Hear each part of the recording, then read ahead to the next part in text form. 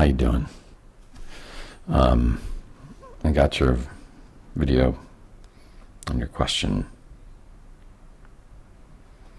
And I recorded this whole thing,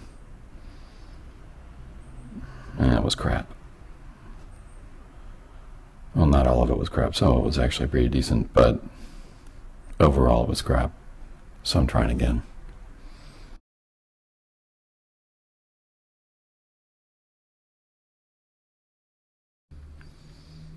So, Jen, you asked me the question, why do bad things happen to good people? The question has a name, actually, in Christian circles and others as well. A lot of people use it. It's called theodicy. Theodicy. It's the question.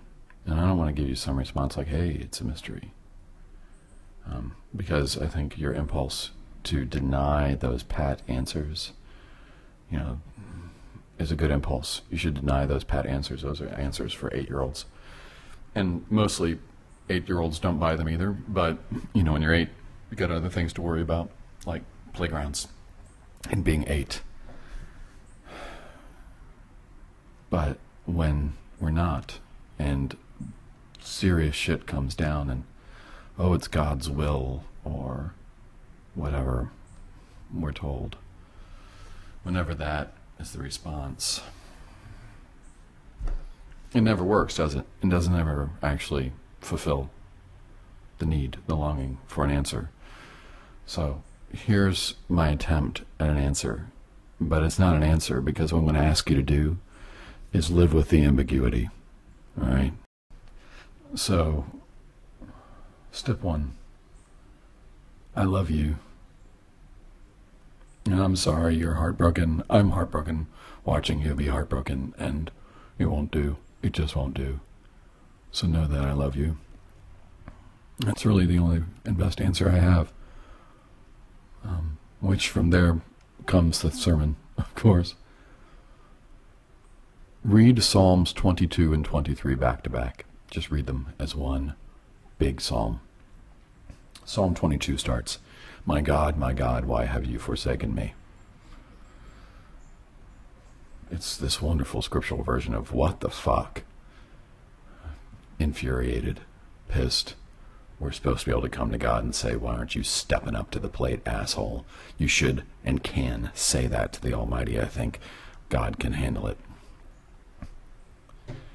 But then the next one, Psalm 23, is that famous one that we read at funerals. The Lord is my shepherd, I shall not want. God is always with me. Always, always, always. Psalm 139, even if I make my bed in hell, you are there. There is this notion, this hope that we have that God can fix everything when we know that God can't fix everything or doesn't fix everything, and that's the part that's freaky. What if God just doesn't? Sometimes I think God just can't. And the reason why we have these stories about, and gosh, every world religion has one, of the end of the world and the perfection of all things and the end of suffering, is because we want it to be over, and we all believe on some level that God wants it to be over too. And if there's a God, then suffering, what's that about? But Christianity has some specific things to say about suffering, because that's what you're talking about. You're suffering, and you're witnessing your pastor's suffering, and your pastor's suffering. We should be able to say it's not fair. The forsaken feeling, it's honest, bring it. You should pray it. And we have to know what we do when people suffer, what we're supposed to do when people suffer. We're supposed to discern together if suffering is redemptive. That's one thing we're supposed to do. Because not all suffering is redemptive. Sometimes shit is just shit, and you got to name it. And you got to know the difference. Sometimes shit is just shit. I think Alzheimer's is always pretty much just shit. I've had lots of my family die of Alzheimer's. If it's genetic, I'm likely going to die of that thing someday. My family and friends and I, on some level, will get to watch my brain wither away and my personality disappear. That's what happened to my grandmother's. It's genetic, they say. There's a decent chance. And it's ain't about me, and it ain't about my grandmothers, but it is about suffering and the helplessness that comes. And recognizing for the Christian, God suffers with us. That's why the symbol of Jesus dying on the cross is so important. And Christ suffers. And hold on, here comes my cat. Mike doesn't like it when I talk about suffering. Hello, Mike.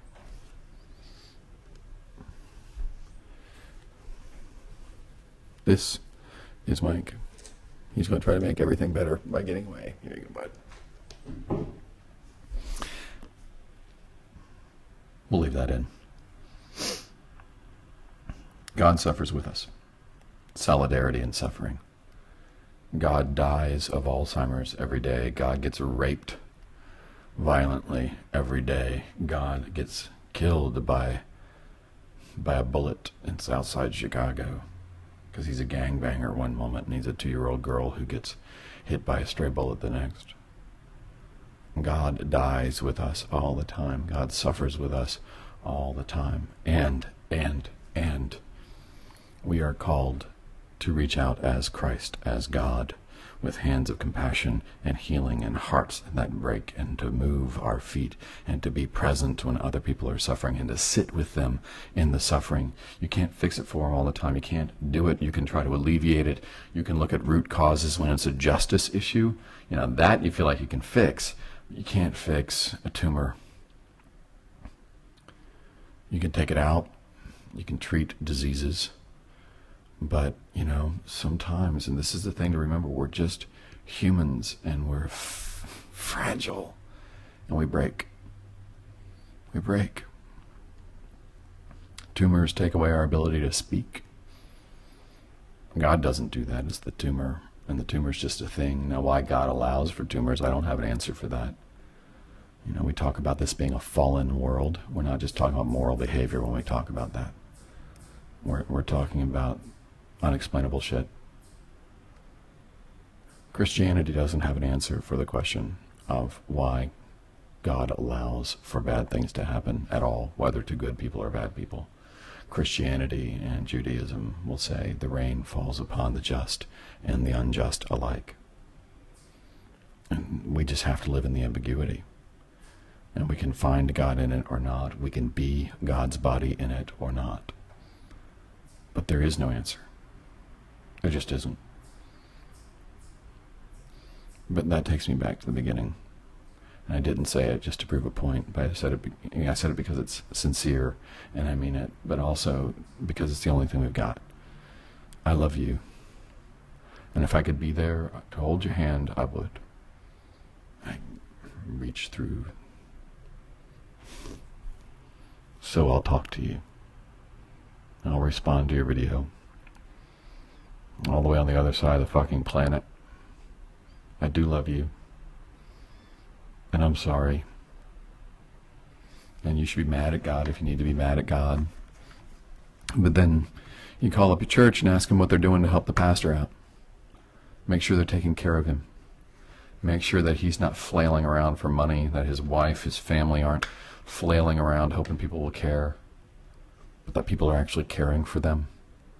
That they aren't thinking, oh, such a shame. He can't do his job anymore. He's lost his calling. God must be punishing him for something. That's some bullshit. We're Christians. We don't believe in karma. God doesn't punish us for shit. God offers grace. God's will is always grace. So when suffering comes, our call is to be grace in the midst of suffering. So ask yourself how you can be grace in the midst of your pastor's suffering and his family's suffering and in the church's suffering.